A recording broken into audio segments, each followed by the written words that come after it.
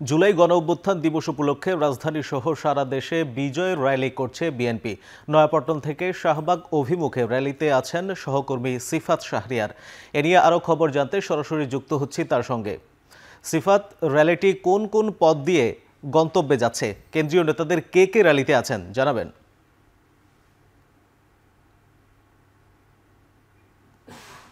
নেতা যারা রয়েছেন তারা সকলেই আমরা দেখেছি তারা যে র্যালিটি, এই র্যালির শুরুতেই একটি সংক্ষিপ্ত সমাবেশ হয়েছে। সেখানে কেন্দ্রীয় নেতারা ছিলেন, স্থায়ী কমিটির সদস্যরা ছিলেন।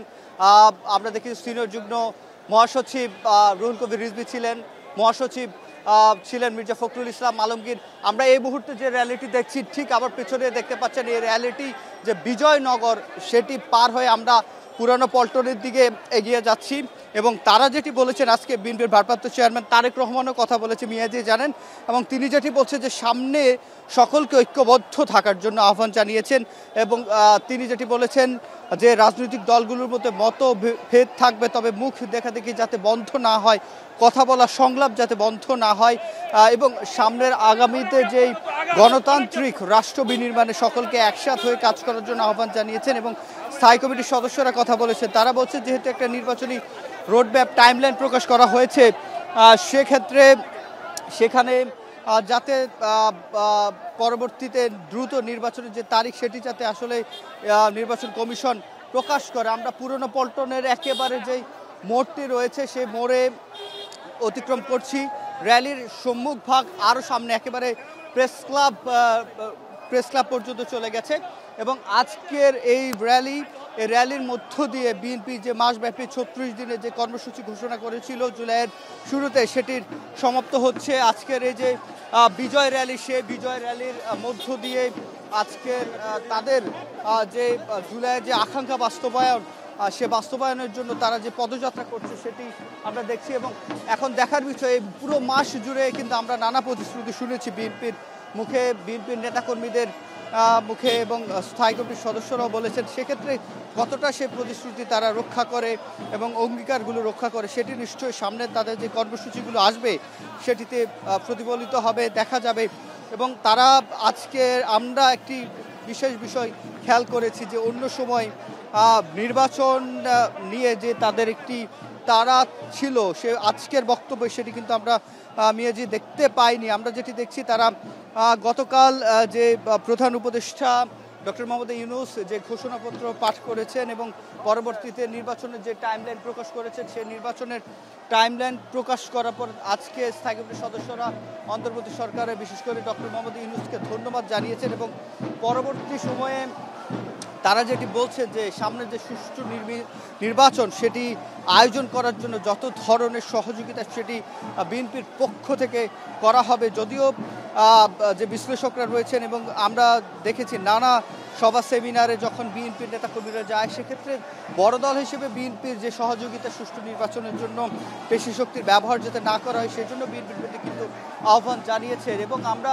যে উত্তেজনাকর পরিস্থিতি দেখতে পাই, নির্বাচন ডামাডোল বেজে গেছে, এবং সেক্ষেত্রে সামনে সেটি কতটা তৃণমূলে বিশেষ করে গতকালই অন্যান্য দল প্রতিক্রিয়া জানিয়েছেন এই নির্বাচনের টাইমলাইন প্রকাশ করার পরে। আমরা সেখানে যেটি দেখেছি, অন্য দলগুলো বলছে এখন পর্যন্ত তৃণমূলের যে পরিবেশ সেটি নির্বাচনে উপযোগী নয়, এবং সেই সাথে রাষ্ট্রীয় যেগুলো নির্বাচন ব্যবস্থার সাথে যুক্ত সে রাষ্ট্রীয় প্রতিষ্ঠানগুলো এখন পর্যন্ত প্রস্তুত নয় বলেও তারা দাবি করেছেন।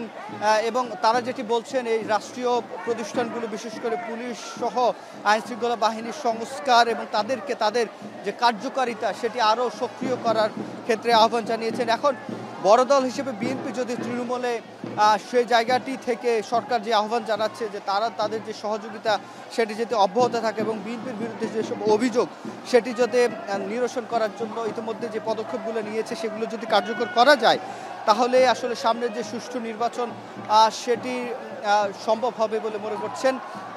এবং আজকে স্থায়ী কমিটির সদস্যরা যে বক্তব্য আমরা একেবারে আজকের অন্য সময় থেকে আজকে আমরা নমনীয় বক্তব্যই শুনতে পেয়েছি।